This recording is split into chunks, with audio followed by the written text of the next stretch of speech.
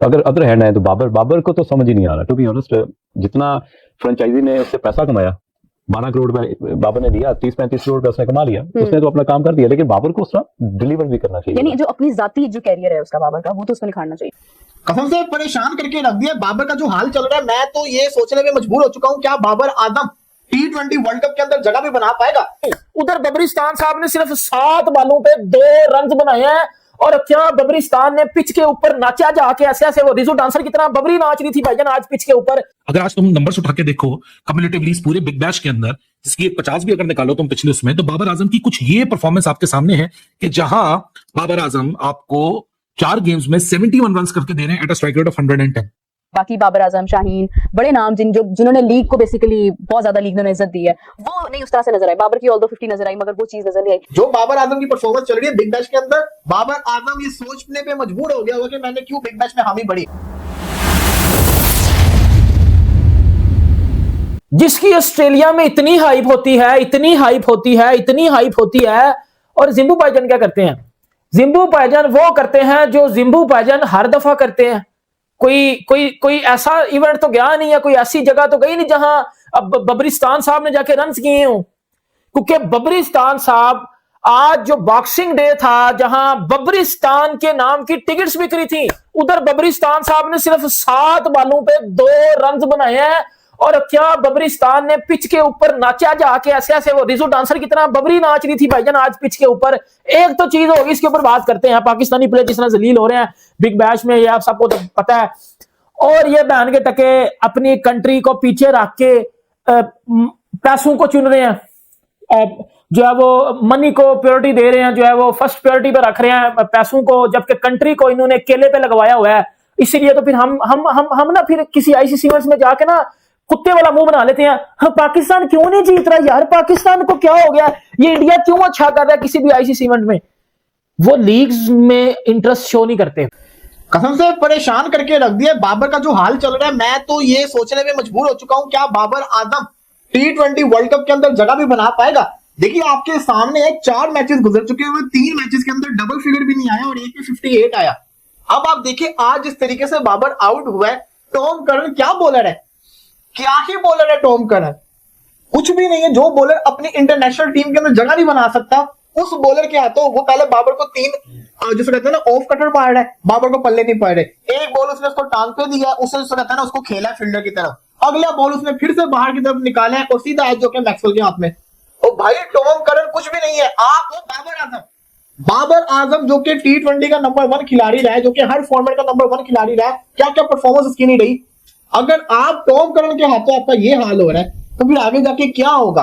Believe me, जो बाबर आजम की performance चल रही है बिग बैश के अंदर, बाबर आजम ये सोचने पे मजबूर हो गया होगा कि मैंने क्यों बिग बैश में हामी भरी, क्योंकि बिग बैश वाहिद वो लीग है जहां पे जो बॉलिंग है ना वो हाई लेवल की है और यहाँ पे जो रन करता है फिर कहता है ना सच्ची में हर जगह रन करता है। अब बाबर ये सोच रहा होगा काश मैं भी बांग्लादेश प्रीमियर लीग के अंदर चला जाता। आज बांग्लादेश प्रीमियर लीग शुरू हुई है ना, एहसानुल्लाह बातें करवा लो, 3 ओवर 40 रन एहसानुल्लाह को पड़े हैं, मोहम्मद आमिर को 4 ओवर में 30 रन पड़े हैं, साहिल फरहान ने 19 बॉलों पे 20 किए हैं और आपका जैसे कहते हैं साइम अयूब 18 बॉलों पे आई थिंक 28 या 15 बॉलों पे 28 करके गया। लेकिन आज की जो मेन पिक्चर थी वो तो बाबर आजम के ऊपर थी और मैं पर्सनल तौर के ऊपर आज जो बाबर आजम जिस तरीके से आउट हुआ है, मुझे अफसोस के साथ कहना पड़ रहा है कि बॉलर ने बाबर आजम को बड़ा तरीके से बना के आउट किया है और ये एम्बैरेसमेंट होती है बल्लेबाज के बॉलर ने टेक्निक वाइज उसको नचाया फिर उसको आउट किया। तो यहाँ पे कोई नहीं, बाबर आजम गलत और बाबर आजम के फैन डिसअपॉइंट होंगे। और बीबीएल में हमारे जो प्लेयर्स हैं, शादाब अच्छे मतलब इस वक्त टच में नजर आ रहा है। बाकी बाबर आजम, शाहीन, बड़े नाम जिन्होंने लीग को बेसिकली बहुत ज्यादा लीग ने इज्जत दी है, वो नहीं उस तरह से नजर आए। बाबर की ऑल दो 50 नजर आई, मगर वो चीज नजर नहीं आई। कंडीशंस मुश्किल होती हैं, काफी मुश्किल होती हैं। एक कई ऐसी चीजें होती हैं, कहते हैं प्लीजिंग टू द आईज, जो आपका जो पिच है जिसपे आप बैटिंग करते हैं वो भी दिखने में अगली लगती है। खेलती बुरा नहीं है, खेलती बैटिंग ट्रैक थोड़ी बाउंस जरूर होता है, लेकिन देखने में अगली होती है। जो आपकी आई जो कहती है ना कि आई कैचर, वो आंखों को अच्छा नहीं लगता। और खास तौर पे 2-3 चीजें ऐसी आपके अगेंस्ट जा रही होती हैं। एक तो ग्राउंड्स बड़े होते हैं, गैप्स बड़े मुश्किल से मिलते हैं। आपको पता है हमारी जो फिटनेस का लेवल है वो भी इतना म्यारी नहीं है कि आप उस ग्राउंड में भाग के भी 3 रन ले सको। अगर अदर हैंड है तो बाबर को तो समझ ही नहीं आ रहा टू बी ऑनेस्ट। जितना फ्रेंचाइजी ने उससे पैसा कमाया 12 करोड़ रुपए बाबर ने दिया, 30-35 करोड़ रुपए उसने कमा लिया, उसने तो अपना काम कर दिया, लेकिन बाबर को उस तरह डिलीवर भी करना चाहिए। यानी जो अपनी जाती एक जो कैरियर है उसका बाबर का, वो तो उसको निखारना चाहिए वहां पर। बिल्कुल, देखिए जो 58 भी किया है तो मेरा ख्याल है 10 से 12 दफा उसका बल्ला टेढ़ा हुआ है, क्योंकि वहां पे तो थोड़ा बाउंस होता है, आपको ग्रिप टाइट करनी पड़ती है। तो ये वो चीजें थी जो हमें नजर आई कि इवन के जिस टीम के लिए वो खेल रहा है, जो उसके साथ ओपनिंग पे जाता है या नंबर 3 पे खेलता है, वो दोनों उससे बेहतर नजर आ रहे हैं। हालांकि वो लोकल प्लेयर्स है, तो ये फर्क नहीं होना चाहिए था कि आप इतना बड़ा नाम लेके उस लीग में गए हैं और आपके जो लोकल प्लेयर्स हैं वो आपसे बेहतर खेल रहे हैं और आपसे बेहतर परफॉर्मेंस कर रहे हैं। तो ये फर्क आपको कभी भी खत्म नहीं करना चाहिए था कि आपके ऊपर एक बाबर का टैग था, उसमें काफी मैं समझता हूँ कि लूप होल। अच्छा, अब आप उससे डबल जाके एक मुश्किल कंडीशंस में जाके आपने आपको अप्लाई कर रहे हैं, जब आप यहीं पे आपका एक फियर फैक्टर है। आप फियर फैक्टर मैंने क्यों लफ्ज यूज किया कि मुजाहिद भाई देखे ने टेस्ट खेले हुए हैं, अब ये इस चीज को बड़ी अच्छी तरह जानते हैं कि यहाँ पे इन विकेट्स पे वो पीछे आ रहा है, इन विकेट्स पे वो कंफर्टेबल नहीं है कि बॉल को मूव होने से पहले समझ सके या खेल सके, तो ऊपर चढ़ा रहा है। तो वो विकेट्स तो टाइम ही नहीं देती, वो तो आपको 6 इंच 8 इंच आपकी एक्सपेक्टेशन से बॉल भी ऊपर मिल रहा है, मूव भी ज्यादा होना। और वहां पे यहाँ इन विकेट्स पे आप अपने स्ट्रोक को चेक कर सकते हैं, ऑस्ट्रेलिया में आप अपने स्ट्रोक को चेक कर ही नहीं सकते। बिल्कुल ऐसे ही है। You need to, you have to, कि अगर आपको कट आती है तो पुल भी आनी चाहिए। भाई मैं उन सारे फॉर्मर क्रिकेटर से पूछना चाहूंगा कि जब बाबर आजम की जबरदस्ती T20 इंटरनेशनल में वापसी करवाई गई, उस वक्त कहा गया कि जी बाबर आजम अर्ली जो फेलियर्स है माइक हेसन कसूरवार है क्योंकि वो बाबर को इस तरह खिलवा रहे हैं। अब बाबर आजम ने 8 मैचेस खेले, अपने कमबैक पे 208 रन बनाए, स्ट्राइक रेट 114 का है। चलो इस उम्मीद के साथ कि आपको श्रीलंका में ऐसे ही तो चाहिए होगा, तीसरे नंबर का वो एंकर, उसका काम थोड़ी फिनिशर का, मान लेता हूं। गीली कंडीशंस में 50 मारी साउथ अफ्रीका के खिलाफ, वो भी इन 200 रन में काउंटेड है, वो भी 114 का स्ट्राइक रेट इन रन में काउंटेड है। मैं कोई बेमानी नहीं कर रहा रन को दिखाने के लिए, जी आप बाबर आजम के अगर क्रिटिक है, उन पे क्रिटिक करते हैं, तो जी आप तो वही नंबर दिखाएंगे जो कि दुनिया को वो दिखते हैं ना कि glasses half full glasses half empty वाली स्टोरी। ऐसा काम नहीं करेगा भाई वो बात बताएगा जो कि एक्चुअली प्रॉब्लम है, और प्रॉब्लम वही है जो मैं बार बार कह रहा हूं, उसी जगह पे कह रहा हूं। आज 7 बॉलों में 2 रन तो बाबर आजम आउट हो गया।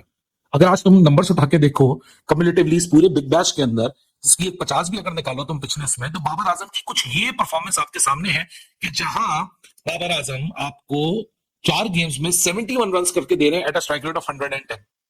इन 4 गेम्स के अलावा पाकिस्तान की तरफ से 8 इंटरनेशनल इनिंग्स भी हैं जहां 201 रन के अंदर 114 का स्ट्राइक रेट है। प्रॉब्लम यहां नहीं है कि बाबर के ऊपर क्यों बात हो रही है, प्रॉब्लम यह है कि बाबर ने पाकिस्तान की जगह ऑक्युपाई करनी है। T20 वर्ल्ड कप में 21, 22 और 24 के फेलियर के बाद ये चौथा T20 वर्ल्ड कप है जहां बाबर फिर अपनी किस्मत आजमाएगा।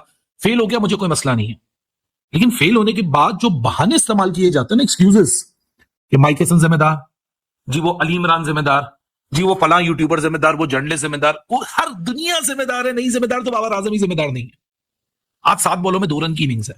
अगर आपने वो जाके इनिंग्स देखी हो ना, और फिर वो सिडनी सिक्सर की तरफ से पहला मैच देखो, 5 बॉलों में 2 रन, आप अपना सर मारोगे ये सोच के कि कौन सा बाबर आजम है भाई। ये बाबर आजम क्या क्रिकेट खेलना चाह रहा है, किस तरीके की अपनी इनिंग्स को बिल्ड करना चाह रहा है, अप्रोच करना चाह रहा है। भाई आप तो 130 की स्ट्राइक रेट से भी गए। ये होता तब है जब आप अपने दिमाग के अंदर एक अर्जेंसी लेकर आते हो। नमस्कार दोस्तों, जब ऑस्ट्रेलिया की लीग BBL के ड्रॉप अनाउंस हुए थे और BBL में पाकिस्तानी खिलाड़ियों को लिया गया था, जहां बाबर आजम, रिजवान और साइंस अफरीदी जैसे खिलाड़ी पिक हुए थे, तो इसे पाकिस्तानी मीडिया में इस तरह दिखाया गया जैसे आज से पहले इन पाकिस्तानी खिलाड़ियों से बड़े खिलाड़ी कभी BBL में खेले ही ना गए हों। पाकिस्तानी मीडिया अपने खिलाड़ियों को BBL में खेलने वाले सभी खिलाड़ियों से बड़ा बताने में लगी हुई थी और इसे लेकर जोर शोर से हल्ला मचाया गया। जहां लेकिन जैसे ही BBL के मैच शुरू हुए, पाकिस्तानी खिलाड़ियों के खराब प्रदर्शन ने उनकी पूरी पोल खुल गई। जिन खिलाड़ियों को लेकर मीडिया ने इतना बड़ा हवा बनाया था, वह पूरी तरह से खुश हो गया। अब वही मीडिया बाबर आजम के BBL में खराब प्रदर्शन और दूसरे पाकिस्तानी खिलाड़ियों की नाकामी को लेकर उनकी जमकर आलोचना कर रही है। साथ ही अपने खिलाड़ियों के कैलिबर पर भी सवाल उठा रही है। बाबर आजम, जो कि कई बार बड़े स्टेज पर अच्छा प्रदर्शन करने में नाकाम रहे हैं, उन्हें लेकर भी काफी कुछ कहा जा रहा है, जिसे आप इस वीडियो में देख सकते हैं। तो आपकी इस वीडियो को लेकर क्या प्रतिक्रिया है, कमेंट में जरूर बताएं।